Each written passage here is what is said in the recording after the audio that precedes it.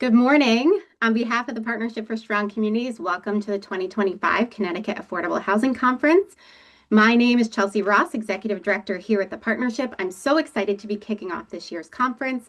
If this is your first time at one of our events, I am so glad that you are here. Let me introduce us to you. The Partnership works to shape real lasting solutions to our housing systems in Connecticut through advocacy, research, and convening. We serve as a trusted source of information that strengthens public understanding, builds momentum, and brings people together.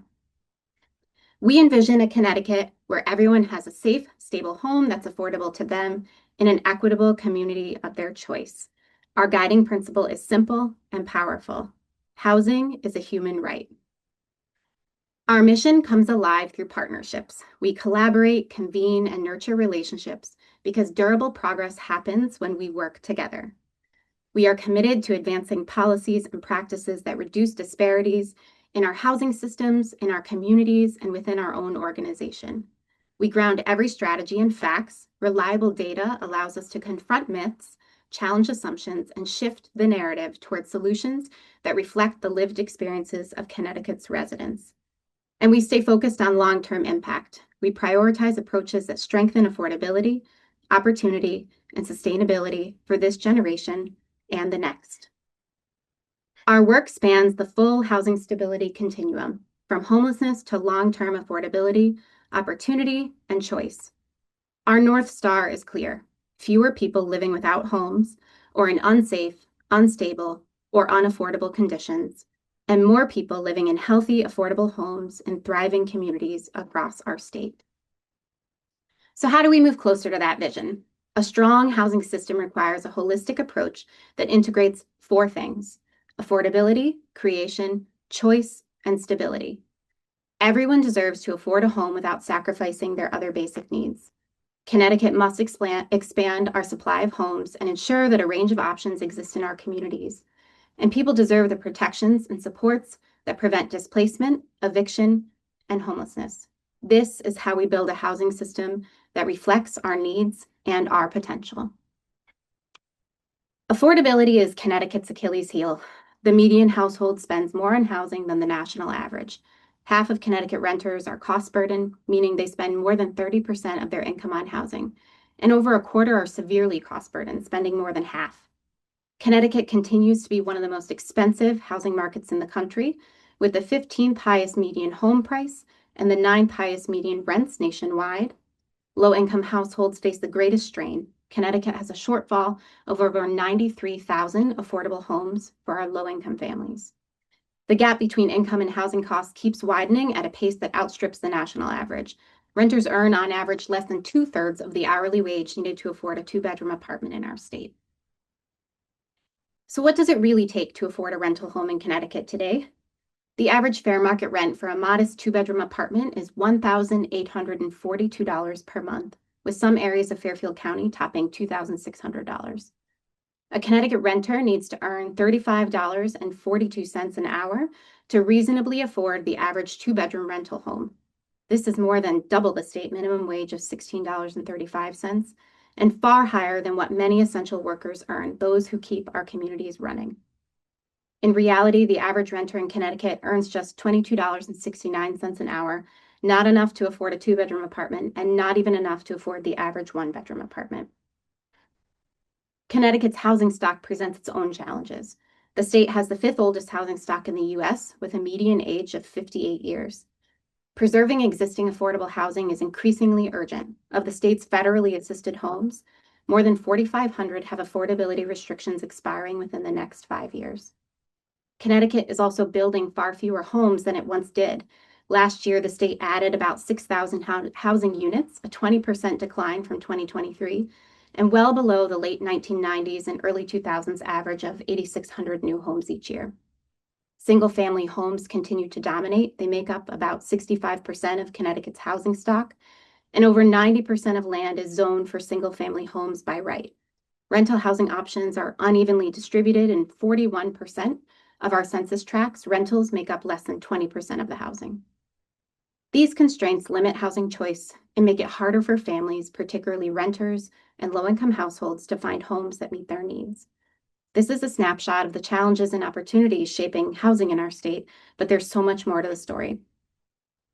On January 16th next year, the partnership will release our first ever State of Housing in Connecticut report. This will be an annual publication designed to track progress, spotlight emerging trends, and showcase what is working.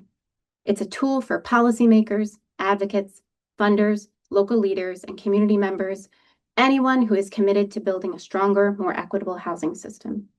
The State of Housing in Connecticut pulls together statewide and national data. Our goal isn't just to document the problem, it's to chart a path forward across affordability, creation, choice, and stability. And you can be among the first to read it. You can sign up today to receive the report on the day it's released. You can scan the QR code on your screen or follow the link in the chat. I think Danielle is going to support me with some links today.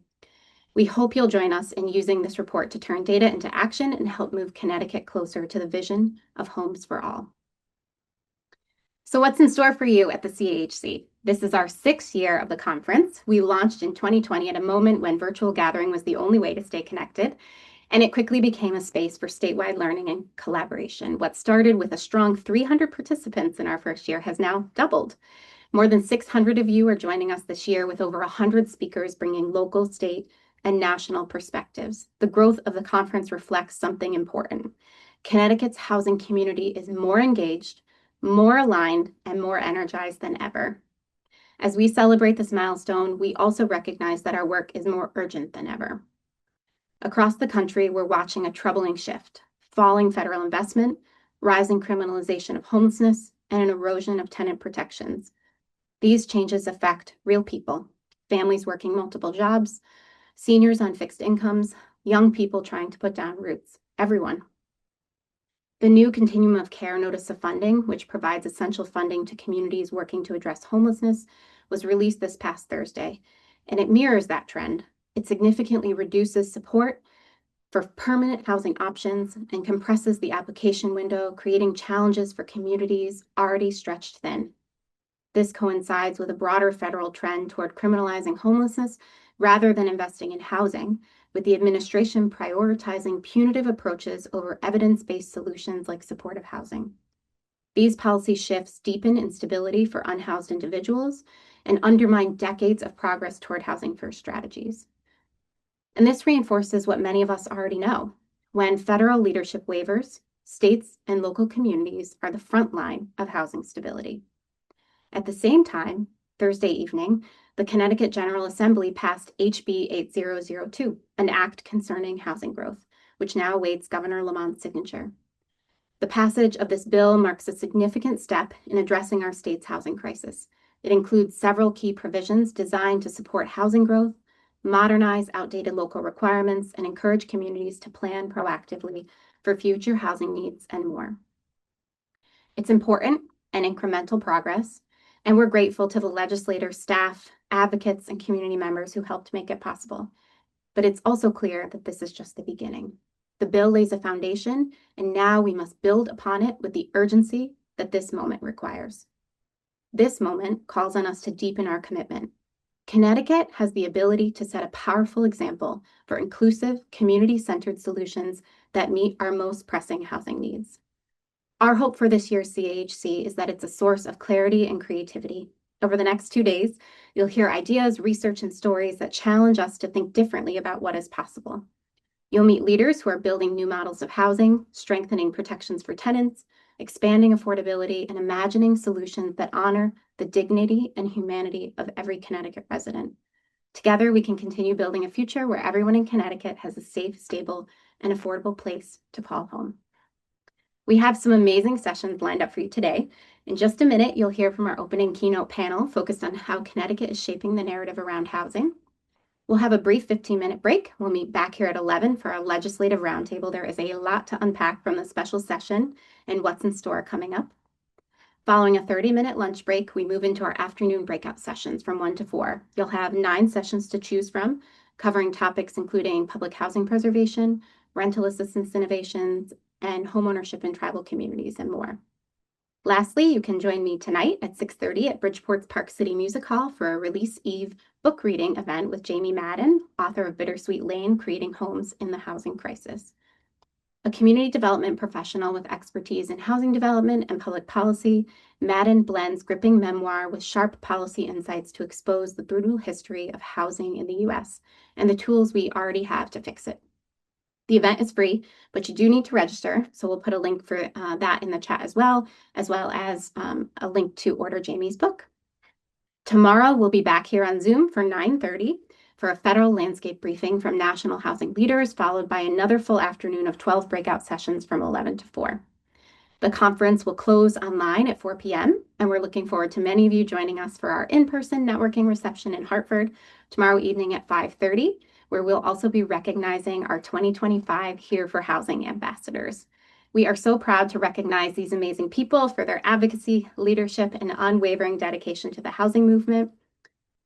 During the conference, you can see what's coming next in the lobby at any time. There's also a PDF version of the conference agenda pinned in the lobby chat.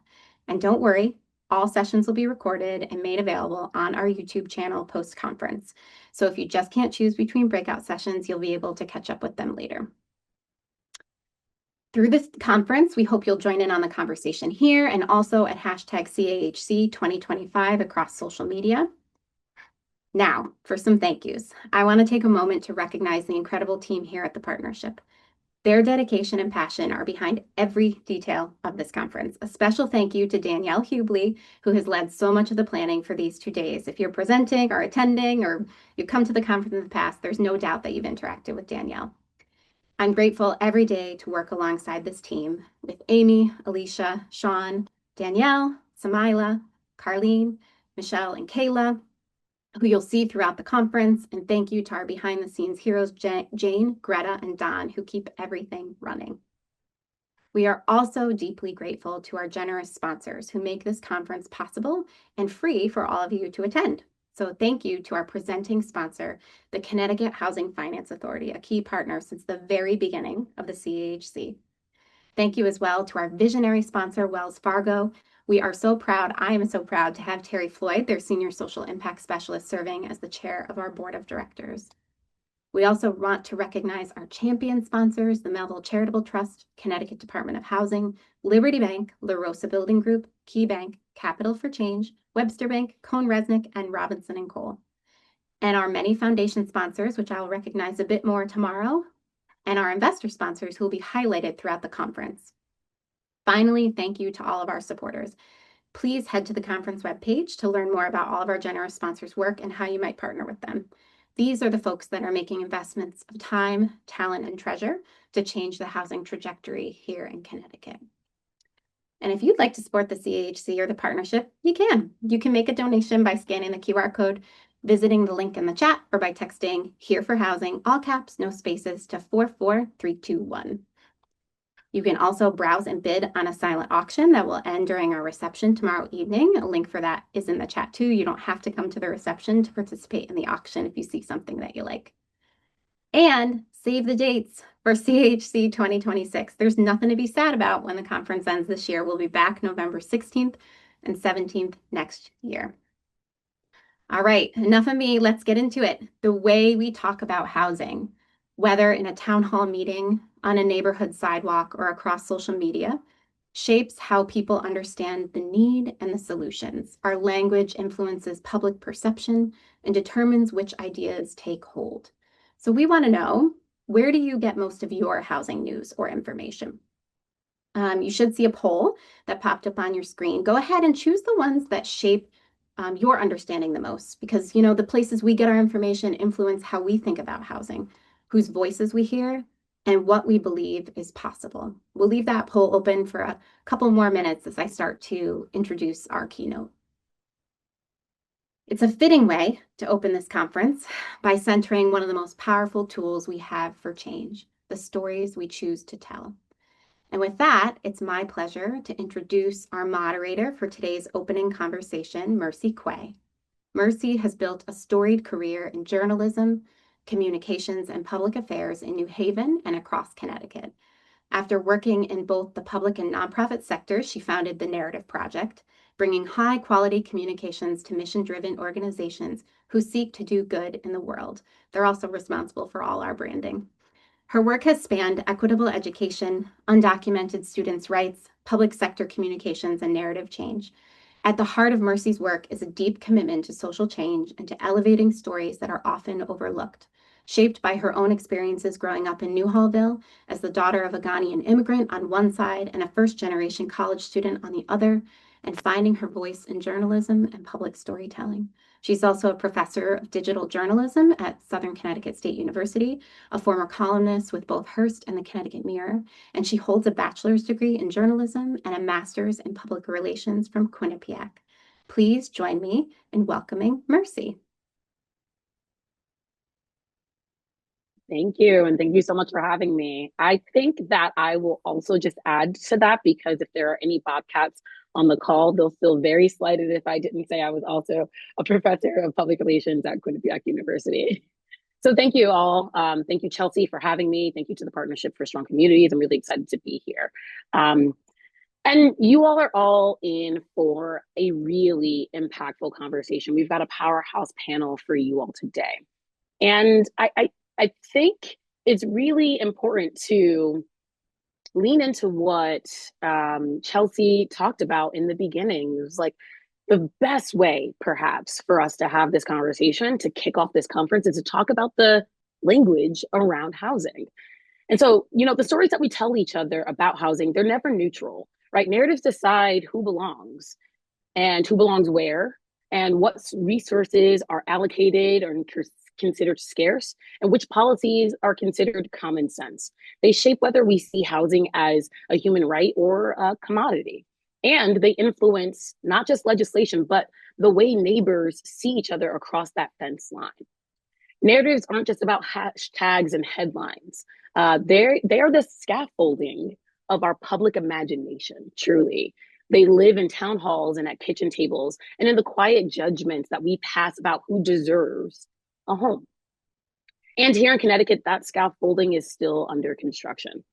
Narratives are the stories that we tell, that we learn about how to think about an issue.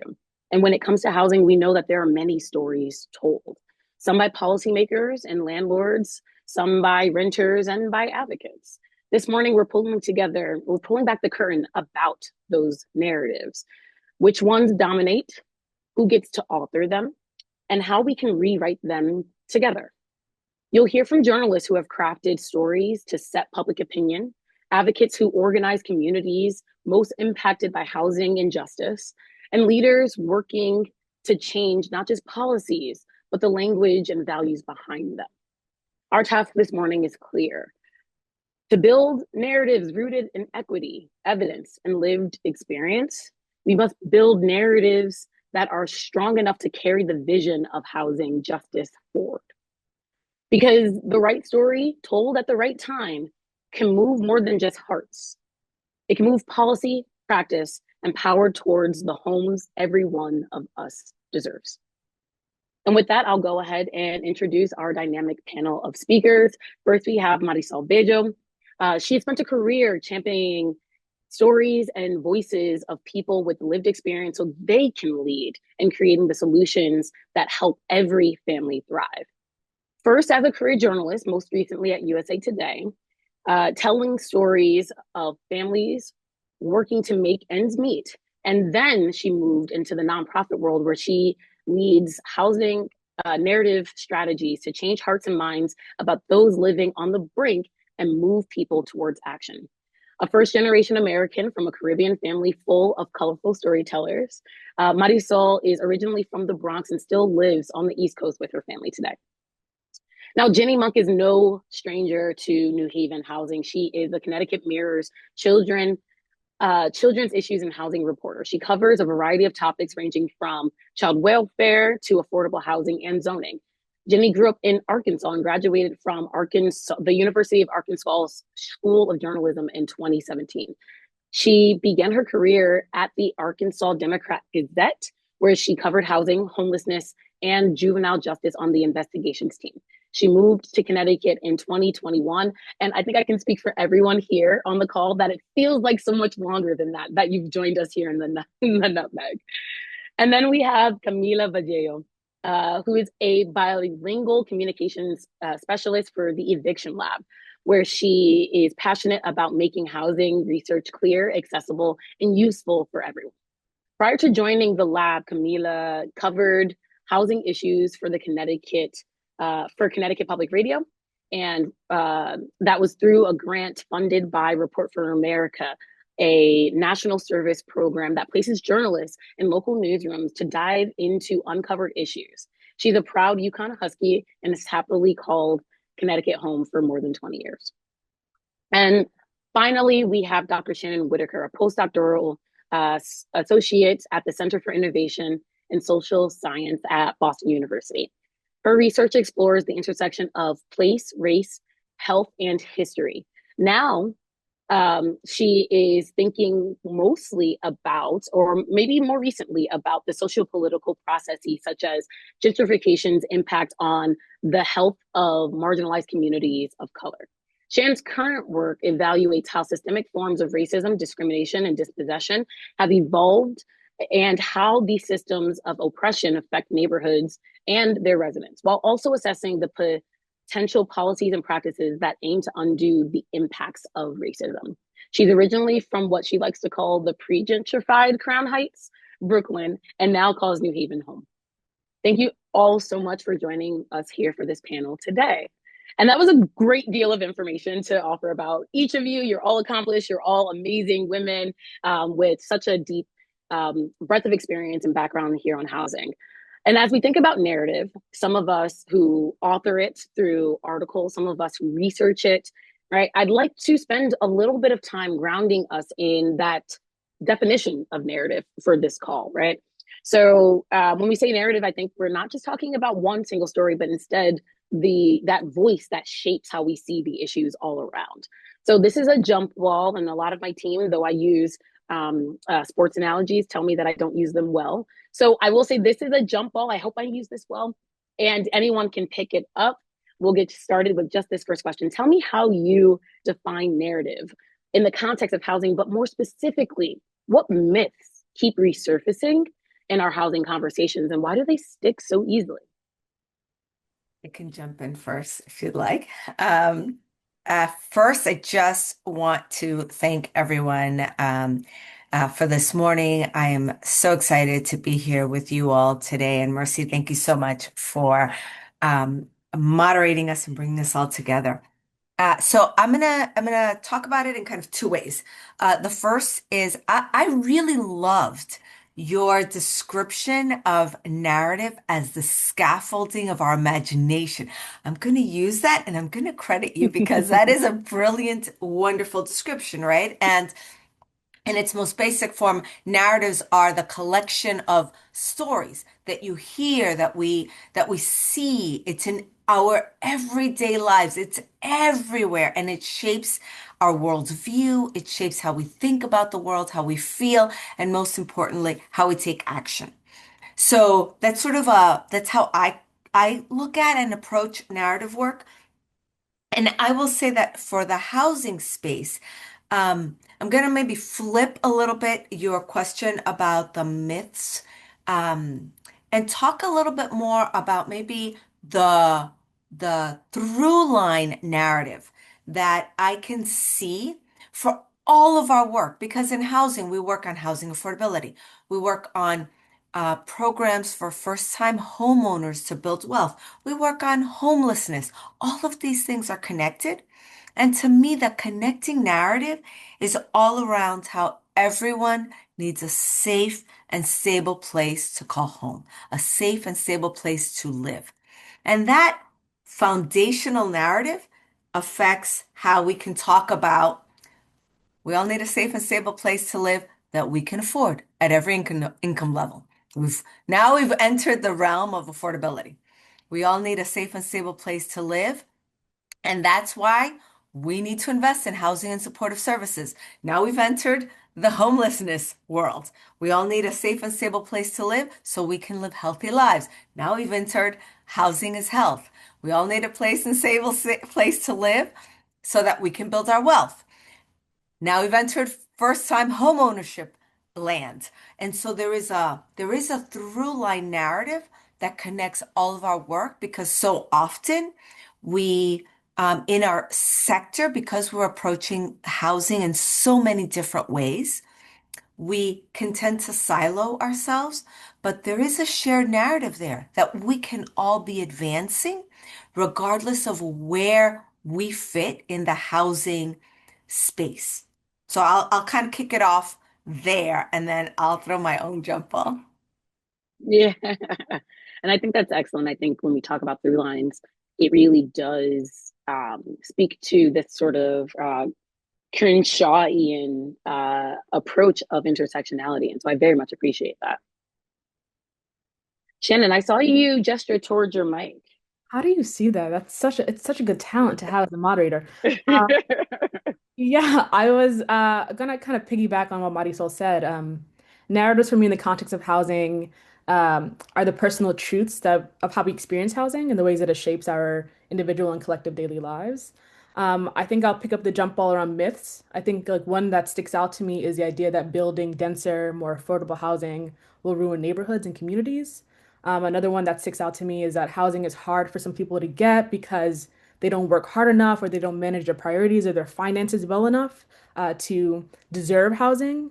And another one that is that the market will somehow fix everything and stabilize and it'll do what it does. And I think these narratives stick because they tap into this fear of loss, right? Like this loss of community, this loss of money, this loss of power, privilege. And I think this fear works to protect the interests of the wealthiest and the loudest voices. Then I guess I'll use jump ball wrong because I think it's wrong. I'll jump ball it to someone else. That is wrong. Yeah, but Camila. Yeah, I'll jump in here. So I completely agree with Shannon that, these myths really stick because they feed into this idea of folks losing out on something. But when I think about myths, especially in terms of evictions, one that we see a lot is, all evictions are because the tenant did something, and mainly it's because the tenant didn't pay rent for a variety of reasons. And I think it sticks because it's easier to make a villain out of someone or let a situation define them than really question the systems that put them in that situation and how we all contribute to them in some way, shape, or form.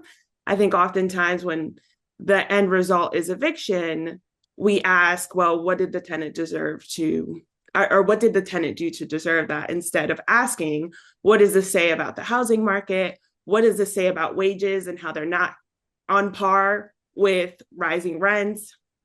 And really, what does this say about resources and programs in the community and whether they're really stepping in to help people not get to that point?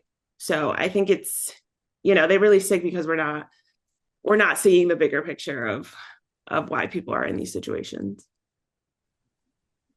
Yeah.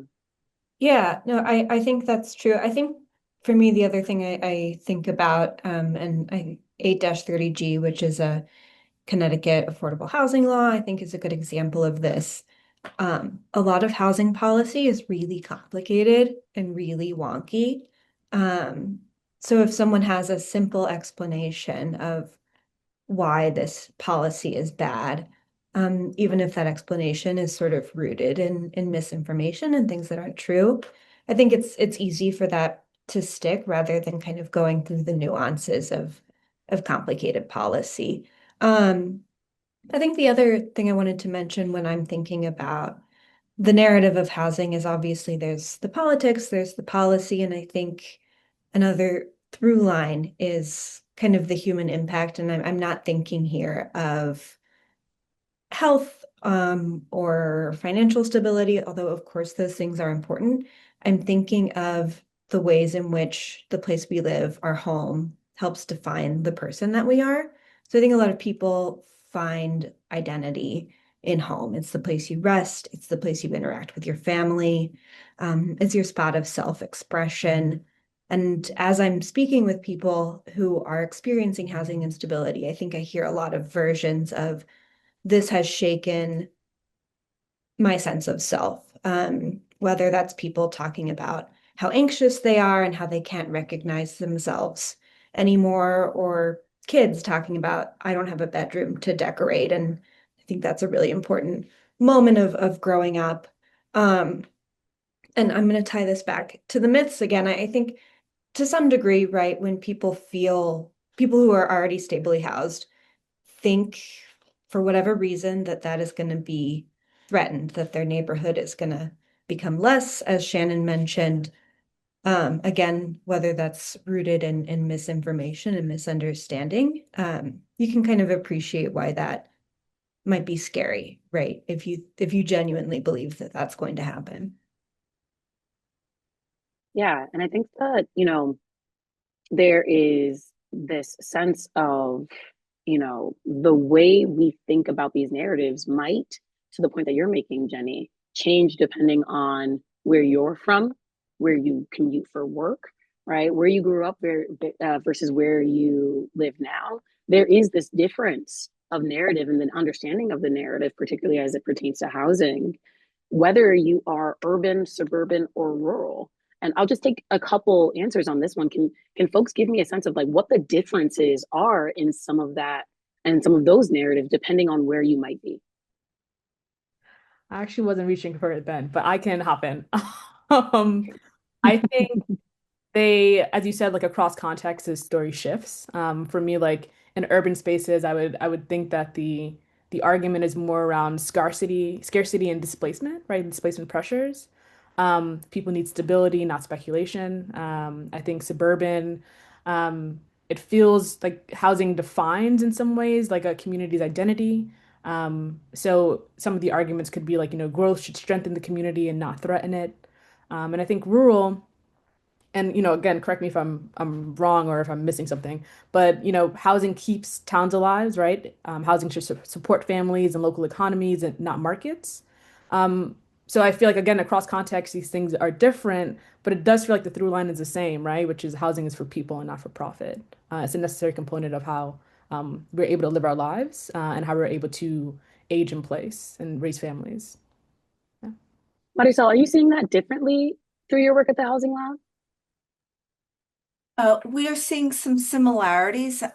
One of the things that I will note about geography is that we see some really clear um, through lines between rural, suburban, and urban in terms of who we define as our base audiences, who we define as our more middle audiences, and then opposition audiences. And I will say that folks who live in urban communities who are facing the affordability crisis, for example, they are much more likely to be in what many of us in on this call would think of as the base. That is, people who say housing is a human right slash basic need, that the government has a role in helping to solve that crisis. People who believe that more often than not are going to be in our urban centers. Mm. On the rural side, they land more in the opposition and persuadable side. So they are less likely to believe in government's role. They are more likely to believe that housing is a commodity and that you are responsible for your own condition. And then in the suburbs, it depends. I will say depending on where you are, to your point earlier, Mercy, about housing being so local. Um, and that really is a function of where we are and what state we might be in.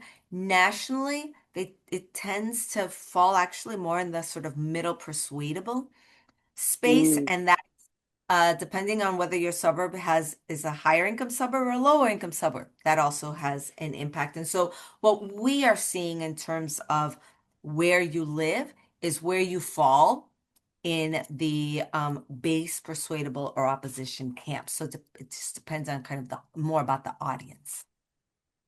I love that. And I love this way that, you're able to give us this national perspective and also remind us that it is local. It remains local. I think, Jenny, your work in reporting here in Connecticut and across the state, I think you've got this on the ground line of sight into the ways people see this issue, whether they're in New Haven or Hartford, or for instance, Woodbridge, Torrington, Winstead, right? Talk to me about what you see in those vast differences across the state. Sure. Yeah. So a couple of things first. There was some polling done recently that kind of showed that across urban, suburban, rural in Connecticut, people view housing as one of the top two issues facing the state of Connecticut. So on the topic of narrative, I think that that is a change that even I have seen, is that people are sort of agreeing there is a housing crisis, something needs to be done. What that something is up for debate. And certainly there are still communities, often more suburban, who say, we don't want anything to change. We want to keep our community as it is. We don't want to see growth. So yeah, I think that that's true. And you kind of see some larger cities in Connecticut taking steps, like passing inclusive zoning ordinances or doing the work to really make big changes. And I think a lot of the opposition that we saw to the original bill that came through the Connecticut legislature that was vetoed, and then again, this more recent bill did kind of come from some of the more suburban, rural communities, although I'll caveat that with a lot of towns really were on board with the one that passed. Yeah, so we're gonna dive into this idea around, what I love about what you just said, Jenny, is that what we think on the ground, the narratives that we believe can end up working its way up to legislation. So we're gonna dive into the power of narrative and disinformation next, but I do want to grab this question that came from the chat around finite pie, but what I will call it actually is this scarcity pie. Right, that you can only have but so many slices out of the single pie. And that's a narrative that if you get a slice, then there's less for me. And we become kind of tribal in this way. Is there a way that we can talk about this finite pie or the scarcity pie in a different way? Is there a different analogy? And Camila, I'll go to you for this. Is there a different analogy, or is there a different way to think about housing rights, housing stock, so that people aren't thinking about it in the sense of scarcity or pie in this finite way, instead of abundance or a systemic issue? That's a really good question, Mercy, and thank you so much to whoever posed it. I mean, I think it all goes back down to what we currently think of housing, and the fact that at its core, we all need shelter to live. But I think narrative has really shifted into us questioning, like, who deserves housing and what kind of housing. And yeah, I think we really have to really lean into the moment right now. And what Ginny mentioned earlier, that a lot more folks are seeing unaffordability in their lives. It's no longer something that's just happening to folks of modest means. I think a lot of us in our lives, we're seeing the fact that we can't really afford a lot of things that we once could, and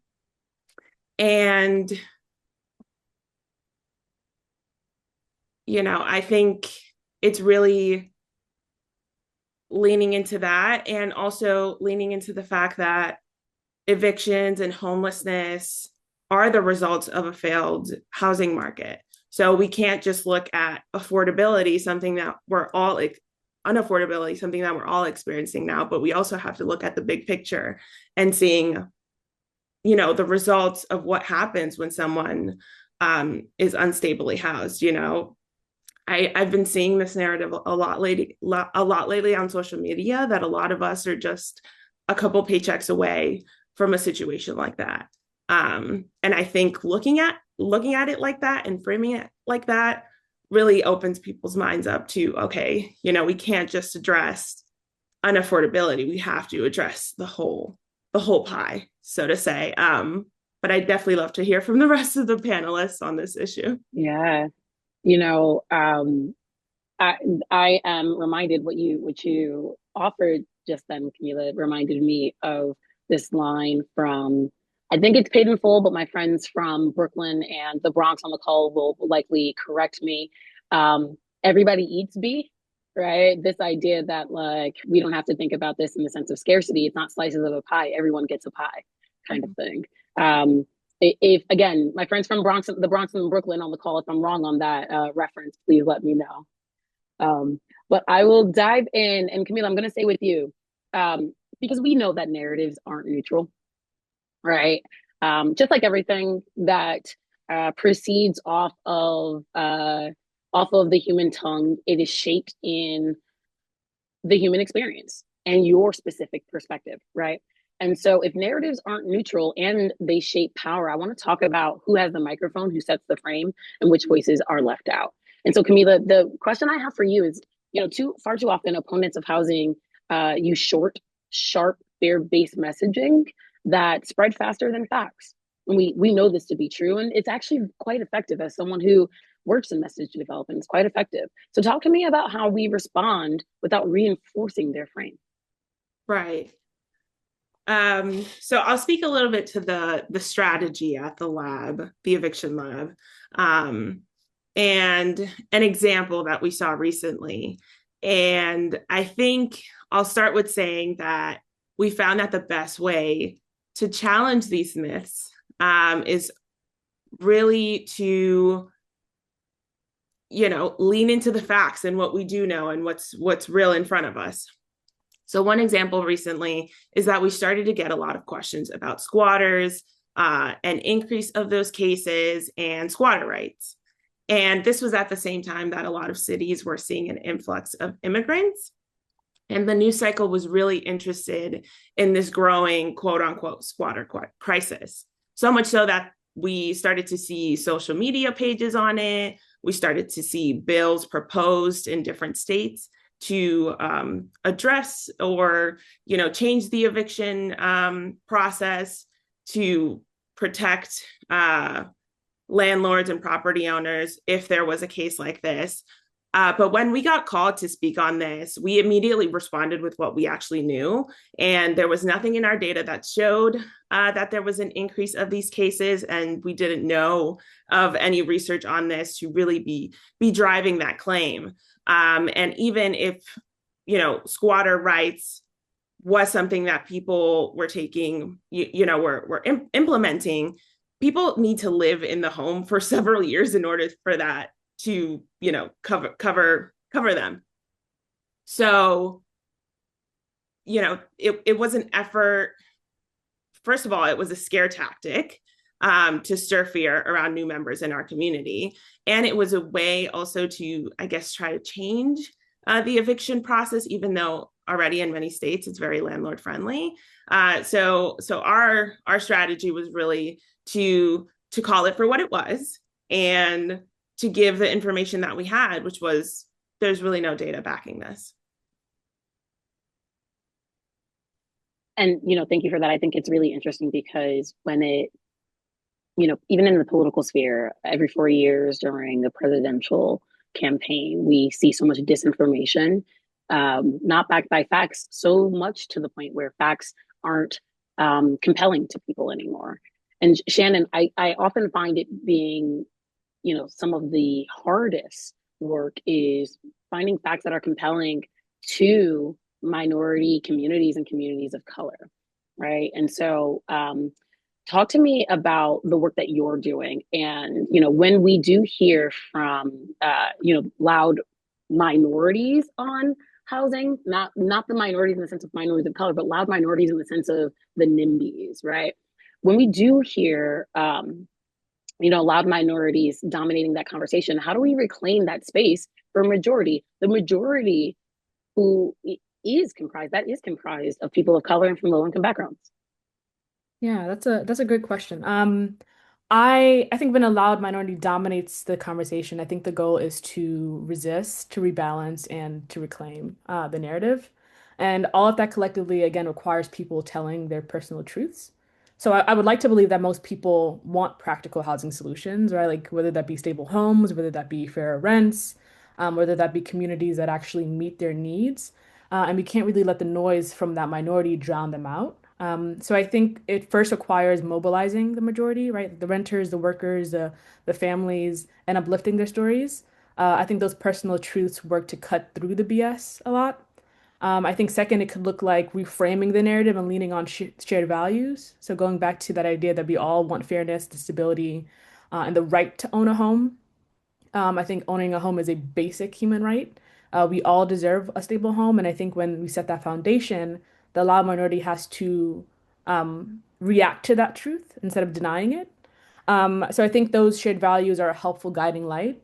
And third, what I've seen in my own research is that creating more entry points for constructive engagement has been really helpful. Mm. So that could look like community design workshops, that could look like simple explainers, that could look like storytelling campaigns, um, so that the majority doesn't really feel left out of the decision-making process, but as integral and necessary Mhm. components to it. And I think we all know that these processes are designed to be exclusive and intimidating.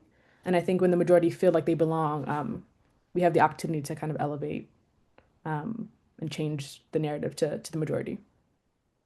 It's sort of interesting because I think Marisol, a lot of your work talks about like bringing people with the lived experience closest to the issue, right? The folks closest to the issue are also closest to figuring out what the solution for the issue is. To Shannon's point, and there is this way that those are the voices that are left out the most. They have the lived experience. They are not pulled in. And Jenny, before I go to you, Marisol, I'd like you to lean in on a little bit of what Dr. Whitaker was talking about, how bringing in more people to that fore, offering the platforms for more people to provide their insight and lived experience, how that might be helpful in shifting narrative and perspective.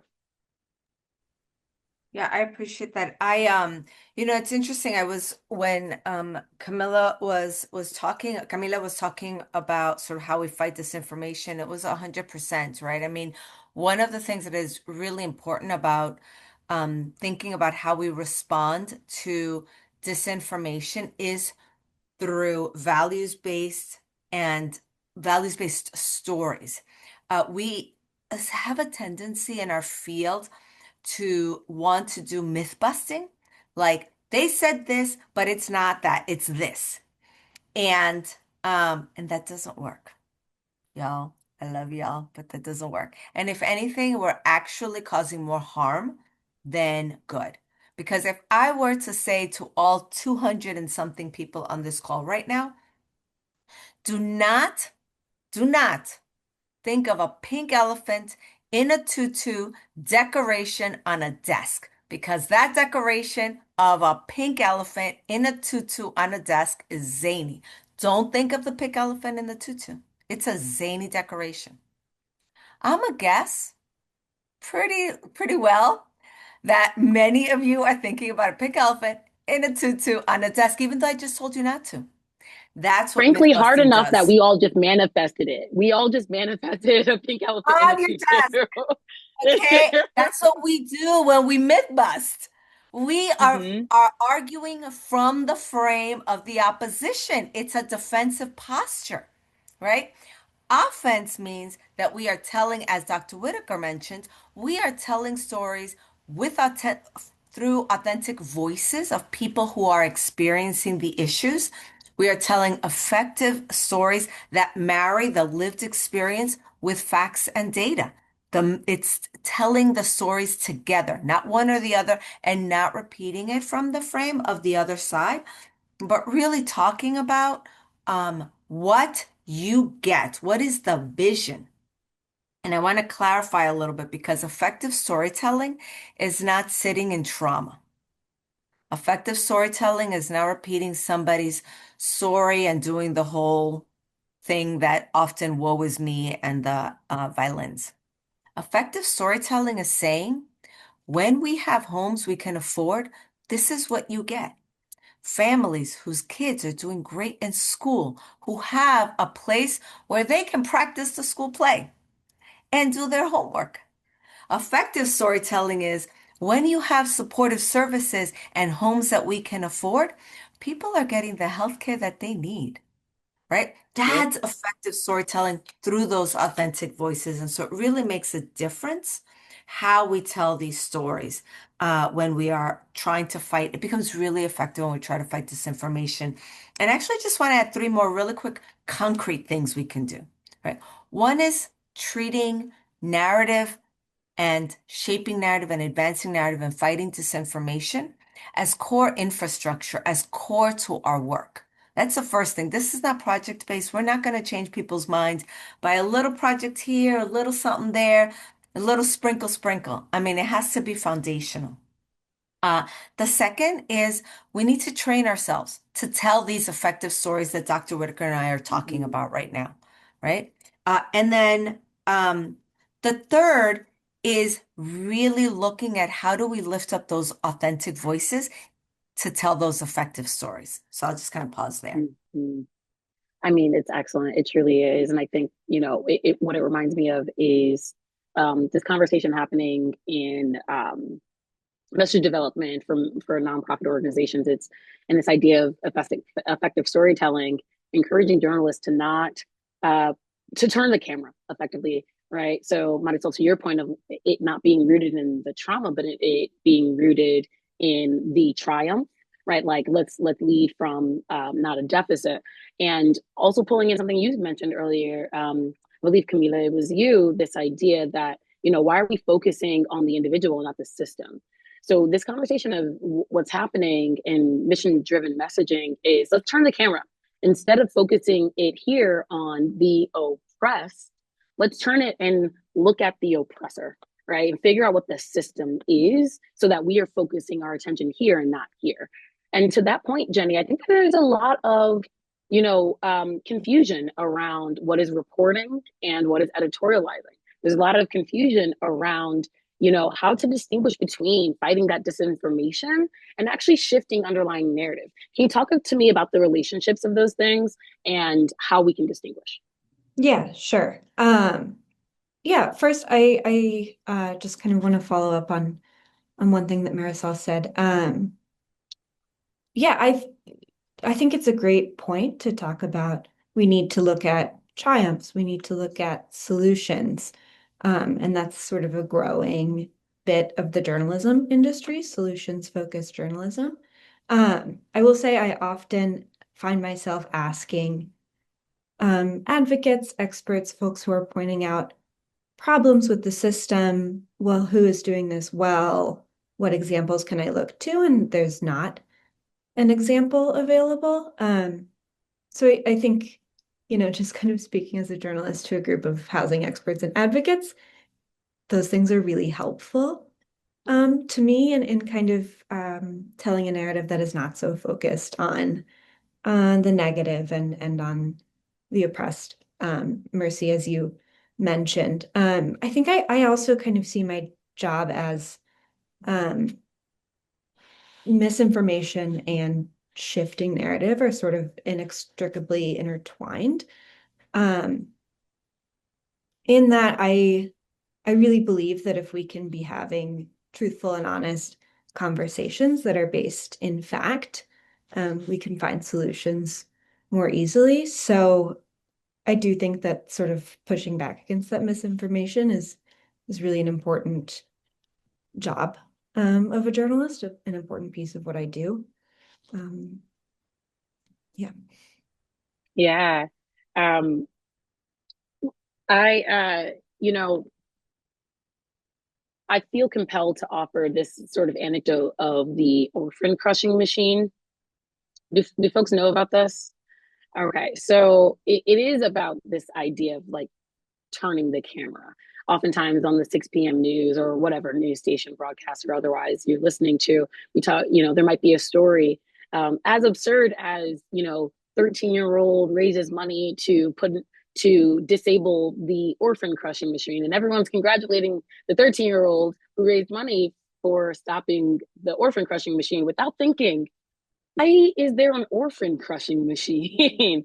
Right. And so that phrase orphan crushing machine has become this shorthand on social media of we're missing the point. So Marisol, I'm back to you on this idea of building narrative power. And what are those small things, right, that help us, like, might be a shorthand, it might be an anecdote, it might be a groundswell of people who are all thinking and talking about the same things now. Where do you see the opportunities to build narrative power before we're in crisis defense mode?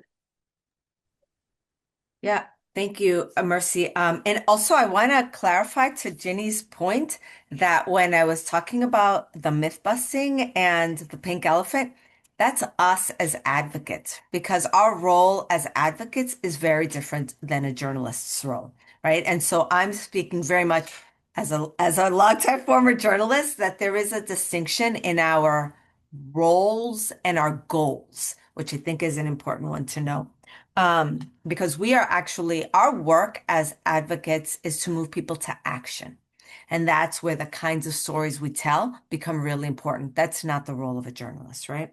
And so to that end, Mercy, to your question, I would say that one of the most important places where we can do some really important work is on the storytelling piece.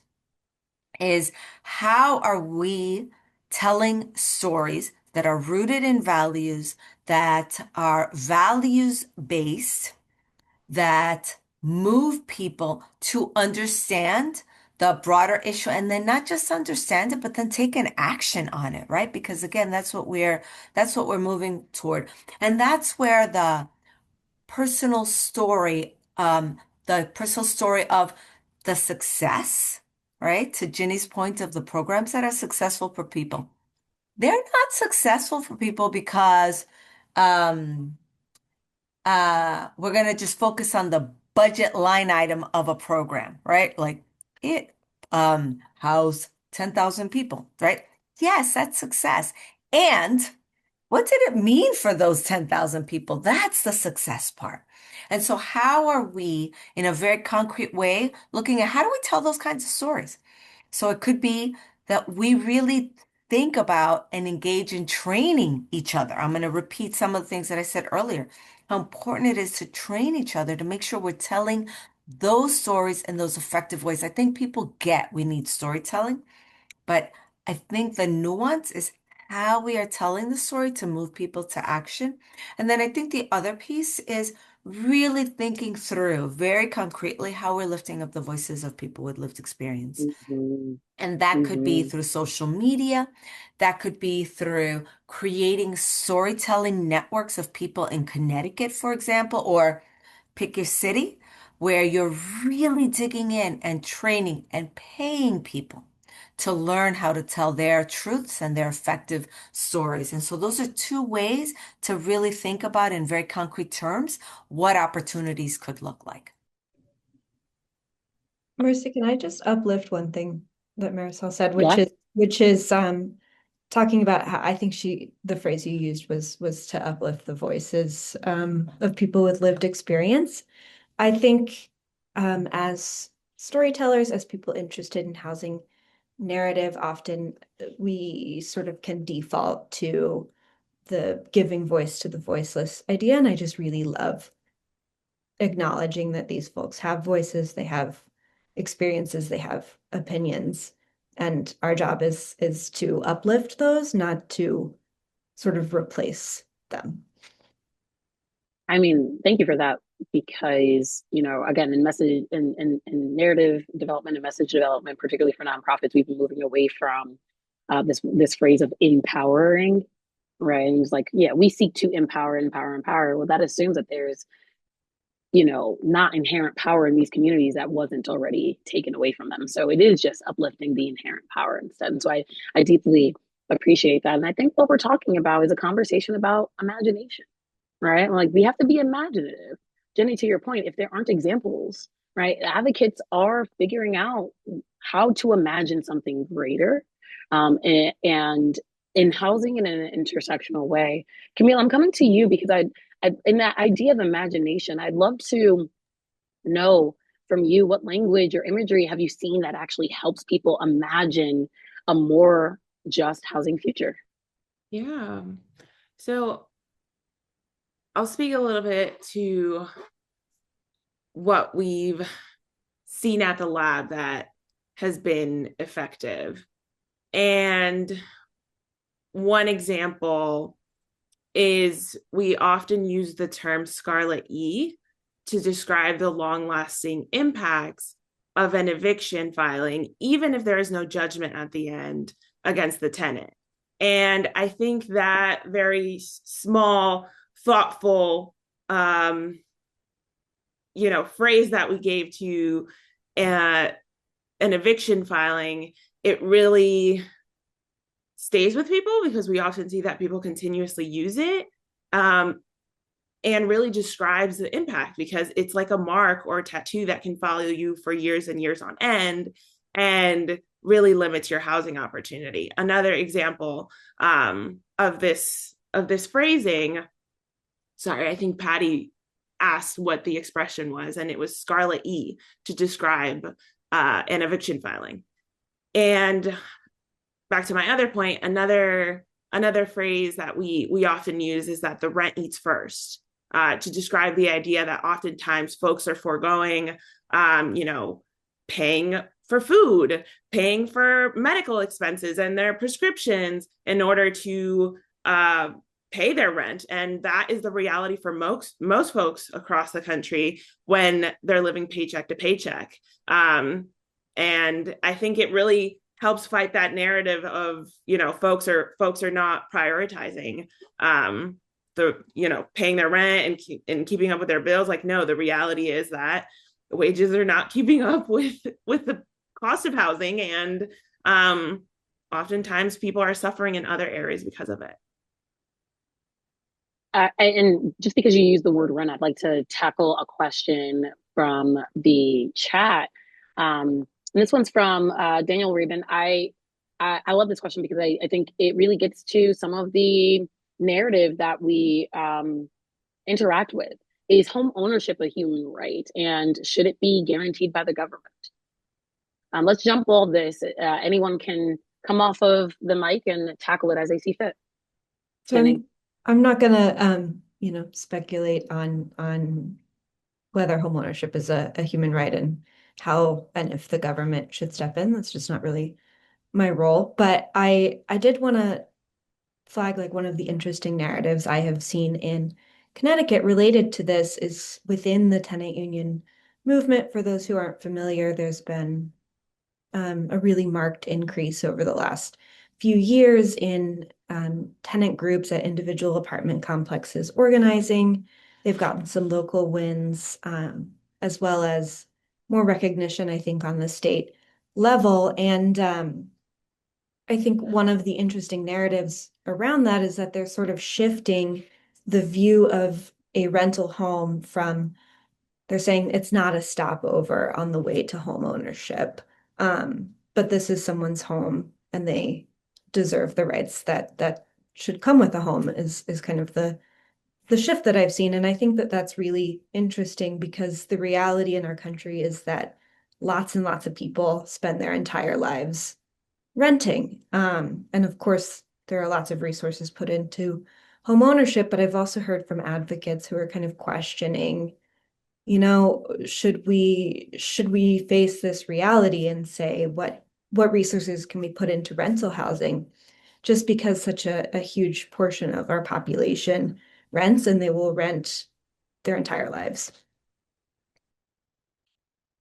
Yeah, and as other folks might come off camera, I'd like to add to that, Jenny, this idea that, like, a pit stop on route to owning a home is a really important point to raise here, because it is not everyone's ultimate goal to own a home. And in a sort of, undermining capitalism kind of way, or an anti-capitalist kind of way, we should really maybe stop thinking about home ownership as an ultimate goal, right? And so thank you for that. We've got about 10 minutes left. So team, I'm going to pivot us to answering some of the questions in the chat. We've got one here about, this is from David Fink, and thank you, David. How would you assess the importance of the storytelling of those in a community who are afraid that it will change with the addition of the new housing and the incoming neighbors? This is the sort of thing that looks like the types of housing that will come in and the types of neighbors, the stereotypes that they are all taught to fear. Dr. Whitaker, I'd like to go to you first on this, Camila, and then Marisol. I mean, let's jump all this as necessary. But Dr. Whitaker, since your work focuses on sort of this idea of gentrification, this idea of place, race, and the health and human impact, please dive in. Tell me your thoughts. Yeah, I mean, I guess how would I assess the importance? I think to all of our points, all stories are important. I think I would dig a little bit deeper and probe as to the foundation or the grounding idea of why and what change do they think is going to happen, and the concerns that they have around particular changes. I think often, like when I have or conduct my own research, especially like the qualitative and the brainstorming sessions with residents, um, it becomes clear that like the changes that are being discussed isn't necessarily around structural changes um, or isn't around structural changes, but mostly around social, cultural, and political changes. And again, going back to that loss of fear, that loss of power, the loss of privilege. Um, but I think the stories are still important to kind of unpack the reasoning behind the fear. So that's kind of my broad answer. Yeah, Camila, add to that from the Eviction Lab's perspective, when folks in perhaps the communities that are presently NIMBY are fighting back on housing developments because of the crowds that they attract, talk to me about what they're missing or how we should reassess the stories.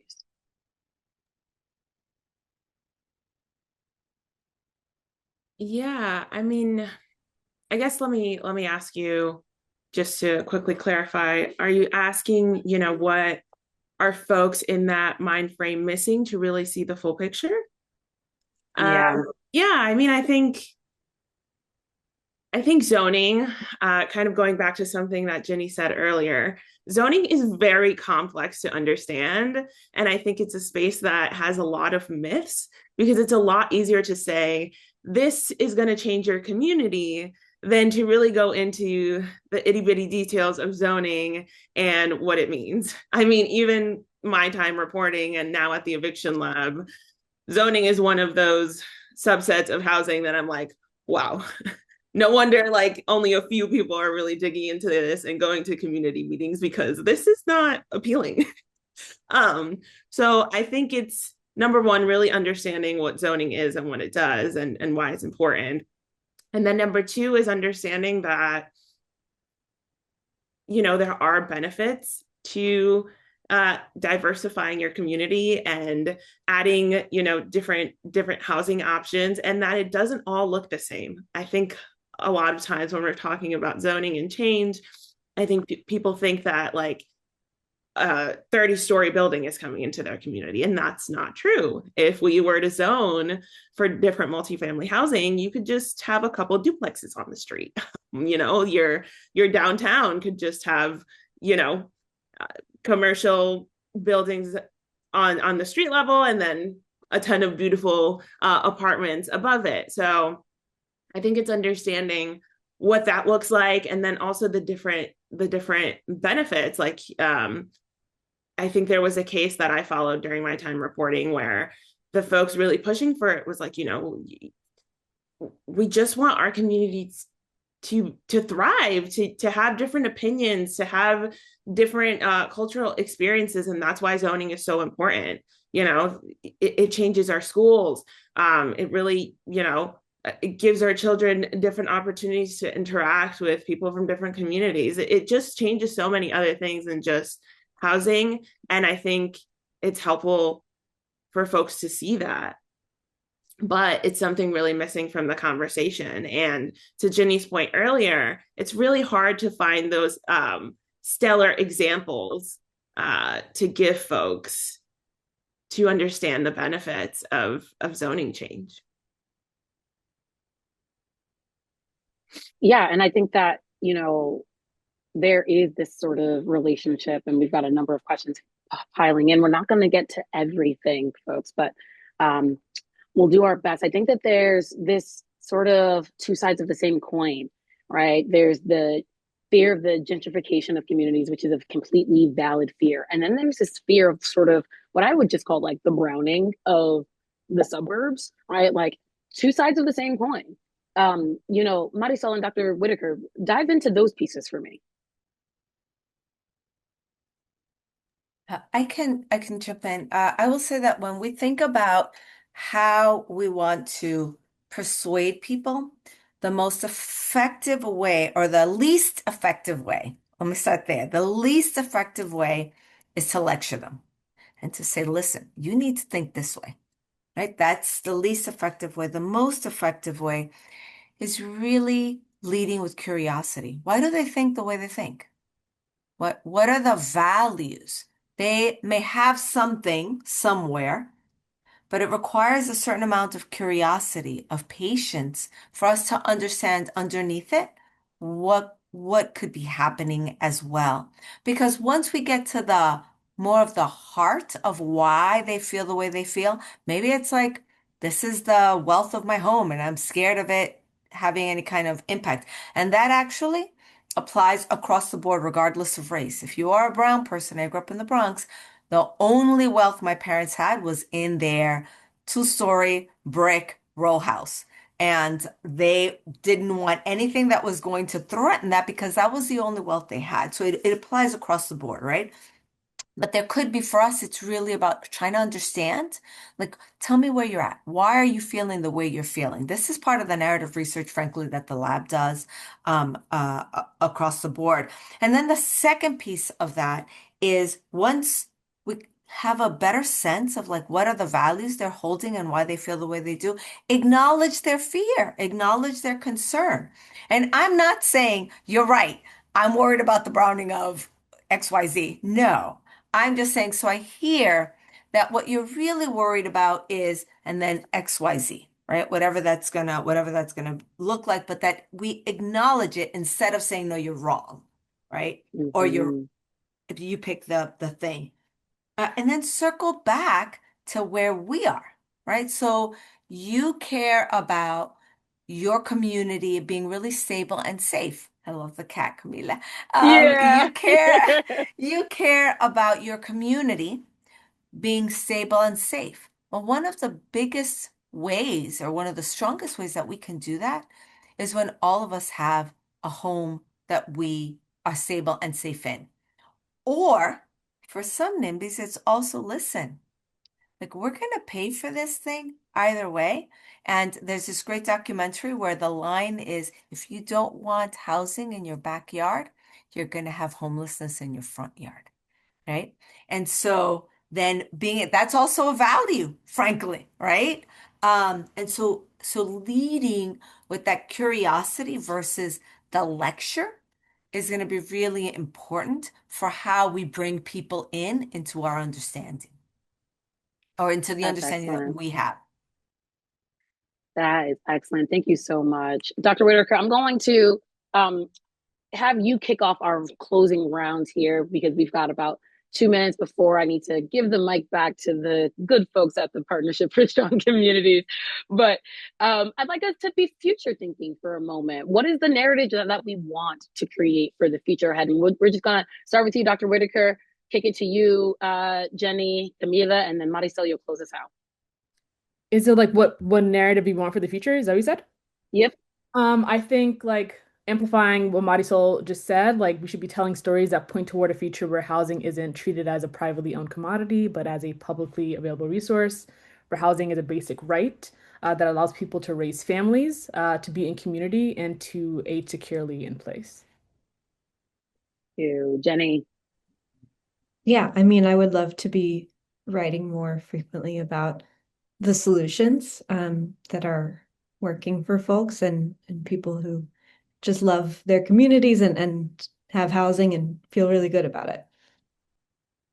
All right, Camila. Yeah, I think it's going back to my earlier point of, looking at affordability, homelessness, forced displacement, zoning, all in the same line and understanding that they all go hand in hand. And yeah, and again, when covering an issue, asking the questions of like, what is truly behind this? What is the system that is putting people in this place? I would love to see us really think more critically about that. Thank you. And Marisol, close us out. I would say to go back to how I started, everyone needs a safe and stable place to live. And that's why we need to invest in the housing solutions that make our communities healthy, safe, thriving, vibrant. Thank you all so much. What an amazing conversation. I think we're going to be accused of being too woke on the internet. And I really appreciate each of you for vibing out with me. Marisol, Jenny, Camila, and Dr. Whitaker, thank you so much. Back to you, Chelsea. Thank you so much, Mercy, and thank you to our amazing, amazing panel. Just really appreciate grounding us in the power of narrative as we start this conference, and to all of you for leaning into this conversation. And no conference would be complete without a keyboard cat, Camilla, and also a few hiccups. So thanks for letting me know that the link for registration for the book talk tonight was closed. It's been reopened, so if you want to join us, I just popped that link back in the chat. And now I'm going to chew gum and walk at the same time here and share a slide with a QR code. Make sure that it pops up there for you to complete a survey and tell us what you think. It will really only take a minute of your time, I promise. It'll help us understand what resonated and what you want more of. So I'll also put a link in the chat if you're not as handy with the QR codes. All right. Here we go. And just take a few minutes and do that. And then we will see you all back here at 11 a.m. So you have a quick bio, coffee, tea, cat break, and we'll see you at 11 a.m. for the legislative roundtable. Thank you all. Let's get some claps in the reaction for our panel today. Woo woo, I'm clapping for ourselves. Thank you so much. What an amazing way to start the day. See you all soon.